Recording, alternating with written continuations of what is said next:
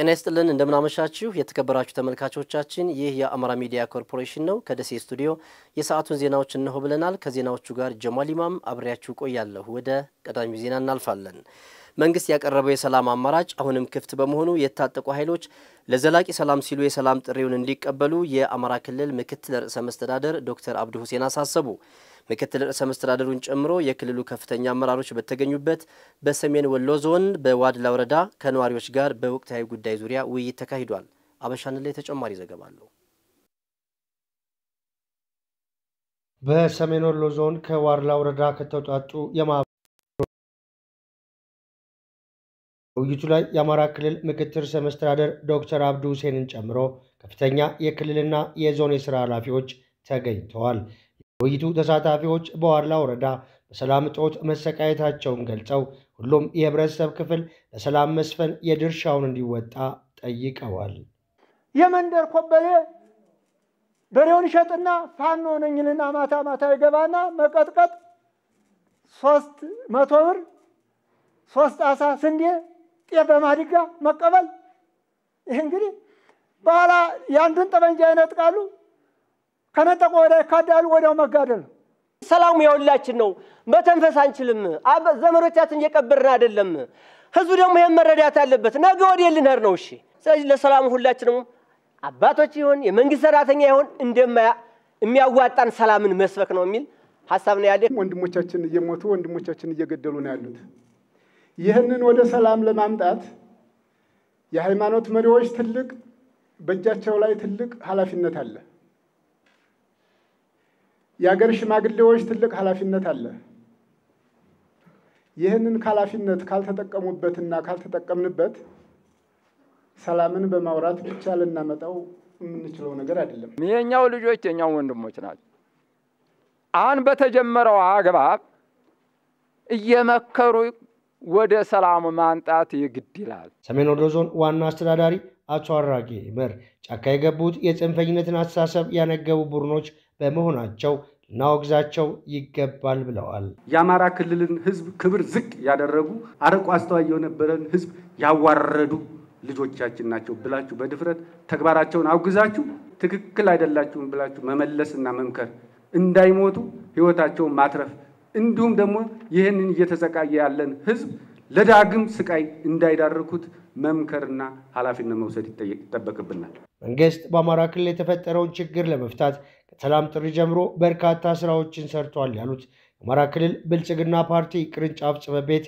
የአደረጃጀት ዘርፍ ኃላፊ አቶ ፍስሐ ደሳለኝ ማህበራዊ እሴቶቻችንን በመጠቀም ጫካ የገቡ ቡድኖች በሰላም ህብረተሰቡ ጋር እንዲቀላቀሉ ስራ እንዲሰራ ጥሪ አቅርበዋል ሰላማዊ ጥሪ ሰላማዊ ውይይት ያለቀድሞ ሁኔታ ድርድር ሌሎች ሁኔታዎችንም የሚችለውን ሁሉ ተራምዷል ይሄ ገብቷቸው ተጠቅመው አጠቃላይ የገብቷቸው ወደ ሰላም አማራጭ መጡ ከ12000 በላይ ታጣቂዎች አሉ በዚህ ክልል የታድሶ ስልጣና ወስደው ማቋቋሚያ ጭምር ተሰጥቷቸው የተመለሱ ዲዲአር ሰልጥነው የተመለሱ ደግሞ ከ5200 በላይ አሉ ስለዚህ ጫካ የገቡትን የናንተ ነው ልጆች መክራችሁ ገጽሳችሁ አንጥታችሁ አስረክቡ በድር ምከሩ እንዲገቡ አርጉ በቅሬ ምከሩ እንዲገቡ አርጉ ይግቡ በቃ እኛ ሁሉ ነገር ይብቃ ለሰላም ስንል ሁሉን ተተናል አለኮ መንግስት ምክትል ርዕሰ መስተዳድር ዶክተር አብዱ ሁሴን መንግስት ችግሩን ለመቅረፍ ሁሉንም የሰላም አማራጮች አሟጦ መጠቀሙን ገልጸዋል በድርድር የሚባለው ከኛ ምንም የቀረ ነገር የለም አቋቁመናል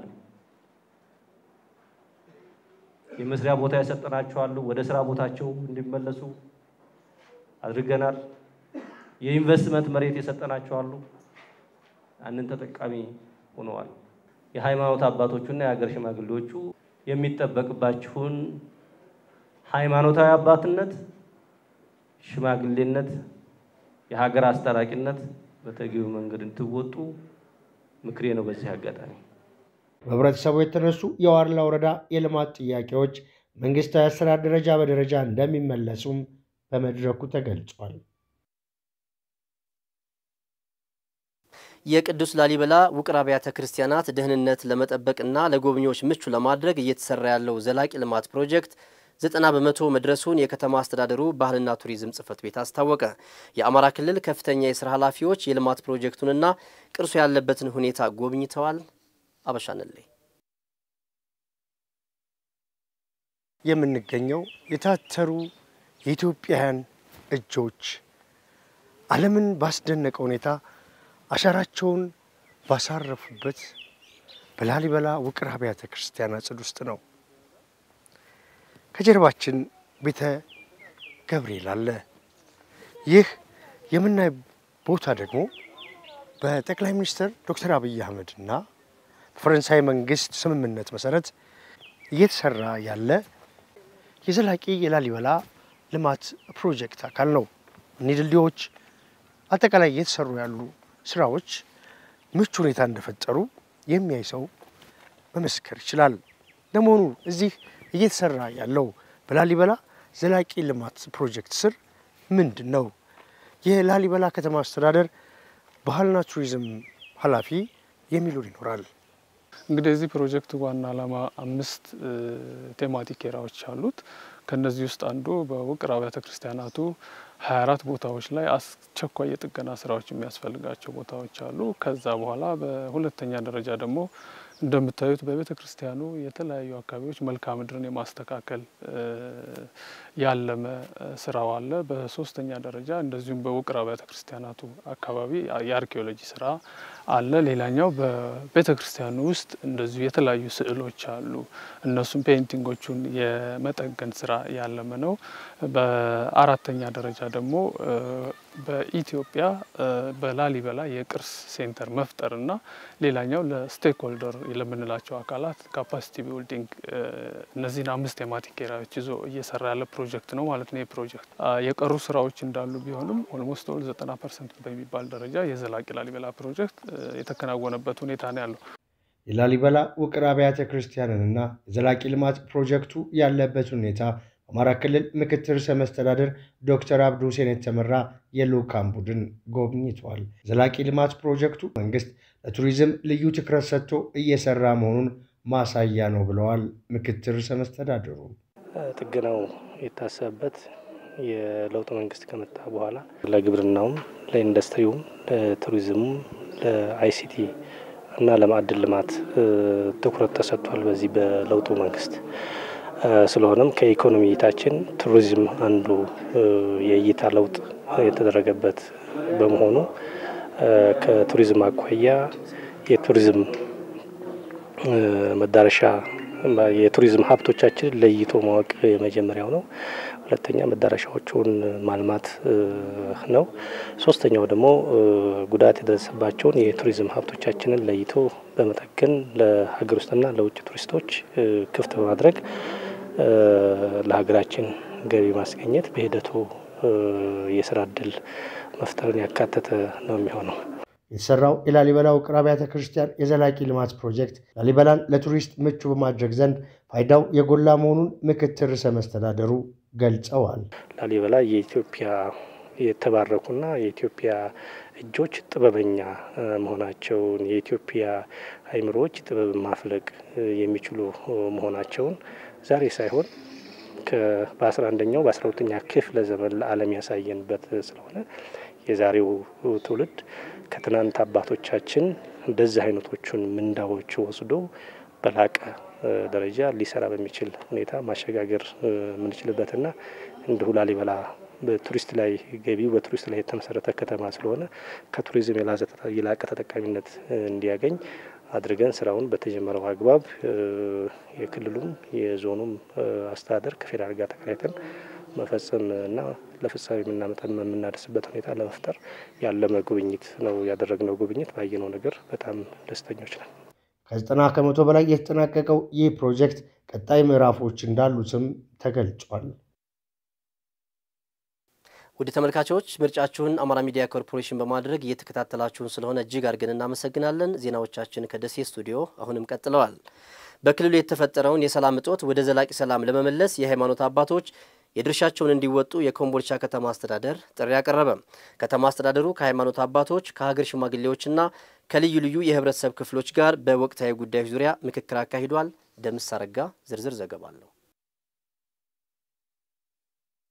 ሃይማኖቶች ለጠንካራ ሀገረ መንግስት ግንባታ የሚኖራቸው ሚና ከፍተኛ ነው። የሃይማኖት አባቶች ተከታዮቻቸውን በስነ ምግባር በመቅረጽ ሂደት ውስጥ ጉልህ ድርሻ አላቸው። ወሎ ደግሞ ሃይማኖቶች ለዘመናት ተቻችለውና ተከባብረው የኖሩባት ድንቅ ምድር ነች። ሰላምን ለማጽናትና ለዘመናት ጸንተው የኖሩ የመቻቻል ብሎም የመተሳሰብ ሴቶችን ለቀጣዩ ትውልድ ለማውረስ ያለመ የተጋመደ ማንነት የማይለያይ ህዝብ በሚል መሪ መልእክት በኮምቦልቻ ከተማ ከሚገኙ የሃይማኖት አባቶችና የሀገር ሽማግሌዎች ጋር ውይይት ተደርጓል። አሚኮ ያነጋገራቸው የሃይማኖት አባቶችም ለተከታዮቻችን ፍቅርንና አብሮነትን በመስበክ ለአካባቢው ሰላም መጽናት የበኩላችንን ድርሻ እንወጣለን ብለዋል። ለልጆቹ እንደሚያስብ የሀገር መሪዎችም ለህዝባችን እንዲያስቡ ለነሱም በየሃይማኖታችን ደግሞ ሚማኖቻችን ክርስቲያኖቻችንም ደግሞ እንዲጸልዩ ማገሰጽና ማስተማር ይሄ ሁሉ ሁላችን በሰላም መመላለስና መኖር ስላለብን ለሁላችን ሰላም ያስፈልጋል። ሰላም ደግሞ የሚጀምረው ከራሳችን ነው። ከእያንዳንዳችን ሰላም ይጀምራል። እኛም የሃይማኖት ሰዎች እኔን መሰሎች በየመስጊዱ መናቆር ቀርቶ መዋደድ ያላሰለሰ ጥረት ማድረግ አለብን። አደራ ማለት ፈልጋለሁ። መነጋገር፣ መወያየት፣ ክፍተቶች ቢኖሩ እነዛን ችግሮችን የመዝጋት ነገሮች ላይ ከሚመለከተው መንግስት ኃላፊም ጋር ይሁን ሌሎችም የሃይማኖት ተቋማትም ቢሆኑ ከሚመለከተው አካል ጋር በመወያየት ችግሮችን መፍታት የሚቻልበት ሁኔታ አለ። መንግስትም እዚህ ላይ ትልቅ ስራ መስራት መቻል አለበት። ከሃይማኖት አባቶች ጋር የሚያደርገው ውይይት በተደጋጋሚ እንዲህ አይነት መድረኮችን በመፍጠር ውይይቶች ከተደረጉ ለውጦች ይመጣሉ ብያምናለሁ። ሰላምን ለማጽናት ችግሮችን በምክክርና በውይይት ለመፍታት የሃይማኖት አባቶች ሚና ከፍተኛ መሆኑን የገለጹት ደግሞ የኮምቦልቻ ከተማ አስተዳደር ከንቲባ መሐመድ አሚን ዩሱፍ ናቸው። ዋናው ዓላማችን በሃይማኖት አባቶች መካከል የበለጠ እንዲቀራረብ እንዲሁም በሃይማኖት አባቶችና በአመራሩ መካከል ያለውን የበለጠ ትስስሩን ለማጠንከር አስበን ነው እየሰራን ያለነው። ሰላም እንግዲህ የሰው ልጅ አእምሮ ላይ እሳቤ ላይ ነው የሚጠነሰሰው። የሰው ልጅ በየትኛውም በማህበራዊም በኢኮኖሚም በፖለቲካዊ ጉዳዮች ላይ የተለያዩ ግጭቶች ወይም ለግጭት መንስኤ የሚሆኑ ነገሮች አይኖርም ማለት አይደለም። ዋናው ጥበብ ችግሮች ሲያጋጥሙ እነዛን በሰከነና በተረጋጋ መንገድ የመፍታት አቅም ብልሃት ነው።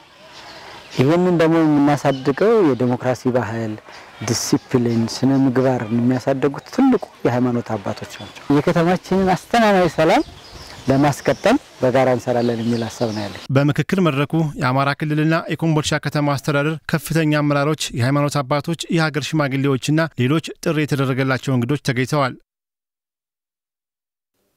በመጨረሻም በክልሉ ከ500 ሺህ በላይ የህብረተሰብ ክፍሎችን የንጹህ መጠጥ ውሃ ተጠቃሚ ለማድረግ እየሰራ መሆኑን የአማራ ክልል ውሃና ኢነርጂ ቢሮ አስታወቀ። ቢሮው በደቡብ ወሎ ዞን ተንታ ወረዳ ያስገነባውን የንጹህ መጠጥ ውሃ ፕሮጀክት አጠናቆ ለተጠቃሚዎች አስረክቧል። ተመስገን አሰፋ።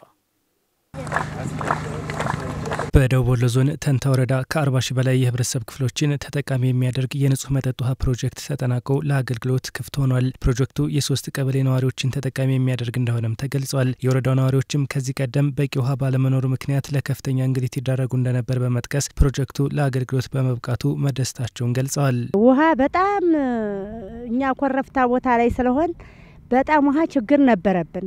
አንድ ውሃ ቢገርም በ8 ቀን አንዲት ውሃ እንደ እህል እንደ ዶኤትና እንደ ሊጥ ውሃ ቆጥበን ለልጆች እንኳን የውሃ ወለድ በሽታ እየተጋለጥ ህዝቡን ወክዬ ለብዙ ጊዜ ጥያቄ አቀርብ ነበረ። ምክር ቤት ላይ ህዝብ ተደስቶልኛል። በተለይ እናቶች፣ ደካማ እናቶች አሉ፣ ነፍሰ ጡር እናቶች አሉ። ውሃ ፍለጋ እስከ 5 ኪሎ ሜትር እስከ 3 ኪሎ ሜትር የሚጓዙበት ሁኔታ እንደነበረ ይታወቃል። የውሃ ደግሞ ተገንብቶ ዛሬ በመመረቁኛ በጣም ደስተኛ ነን። የደቡብ ወሎ ዞን ውሃና ኢነርጂ መምሪያ ኃላፊ ጌታቸው ጽጌ በዞኑ የንጹህ መጠጥ ውሃ ተደራሽነትን ለማሳደግ እየሰሩ መሆኑን ተናግረዋል። ከሰሜኑ ጦርነት በፊትም ከዛ በኋላ ደግሞ ብዙ የውሃ ተቋሞች የወደሙበት ዞን ነው። ያንን ሊያካክስ የሚችል ስራዎችን እየሰራን የምንገኝበት ሁኔታ ነው ያለው። እንግዲህ በገጠርም በከተማም 69.09% የውሃ ሽፋናችን ለማድረስ እየሰራን ነው። ይሄ የ40 ሺህ ህዝብ ወደ ሲስተሙ ሲገባ ኦልሞስት እቅዳችንን እያሳካን የምንሄድበት ይሆናል ማለት ነው። የደቡብ ወሎ ዞን ዋና አስተዳዳሪ አቶ አሊ መኮንን በበኩላቸው በዞኑ ያለው ሰላም በርካታ የልማት ስራዎችን ለማከናወን አስችሏል ብለዋል። ህብረተሰቡ ከጸጥታ ኃይሉ ጋር በመሆን አሁንም ጸጥታውን እንዲጠብቅም አሳስበዋል። ማህበረሰቡም የጸጥታ መዋቅራችንም በየደረጃ ያለው አመራርም ከሁሉ በላይ ደግሞ መከላከያ ሰራዊታችን በጣም ትልቁን ኃላፊነት ወስዶ አካባቢውን ሰላም አድርገናል። ይሄ በመሆኑ ምክንያት ልማት እያለማን ነው። ይሄ የተረጋገጠ ሰላም ልማት እንዲመጣ እያደረገ ስለሆነ ማህበረሰባችንም ይሄን ተረድቶ የበለጠ ሰላሙን እያጠናከረ እንዲሄድ ማድረግ ብቻ ነው የሚያስፈልገው። የአማራ ክልል ውሃና ኢነርጂ ቢሮ ኃላፊ ዶክተር ማማሩ አያሌው በክልሉ በበጀት ዓመቱ ከ500 ሺህ በላይ የህብረተሰብ ክፍሎችን የንጹህ መጠጥ ውሃ ተጠቃሚ ለማድረግ እቅድ ተይዞ ሲሰራ መቆየቱን ጠቅሰው ከተያዙት ፕሮጀክቶች ውስጥ አብዛኛዎቹ እየተጠናቀቁ መሆኑንም ገልጸዋል። በዚህ ዓመት በተለይ በክልላችን ከ500 ሺህ በላይ የማህበረሰብ አባላትን የንጹህ መጠጥ ውሃ ተጠቃሚ ለማድረግ የንጹህ መጠጥ ውሃ ሽፋንንም በ2.18% ለማሳደግ እቅድ ይዘን እየሰራን እንገኛለን።